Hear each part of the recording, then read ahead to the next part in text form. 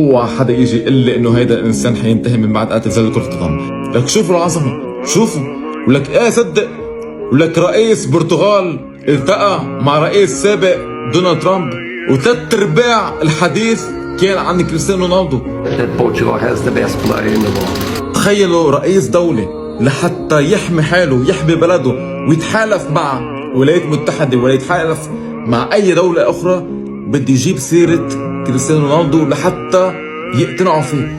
شوف ترامب ردة فعله لما قال له رونالدو، طلع فيه.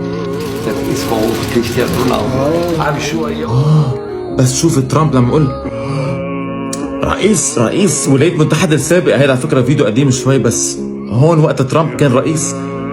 لك شوف انت من امتى ترامب اللي هو شايف حاله فوق بالسما منخاره فوق يقول لك لما يسمع كلمة رونالدو، لك هيدي كلمة كريستيانو رونالدو لوحدها بتخليك تنبهر خلص، ان كان داخل كرة قدم ولا خارج كرة قدم.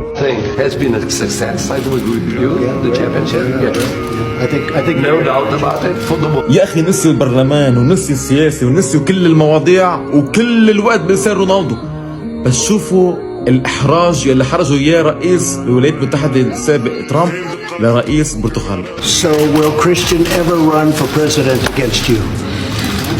هيدا كان أكبر إحراج بتاريخ هيدا الرئيس البرتغالي. قام قاعد يحرج، شوف ما عرفش شو قال له كلام ثاني.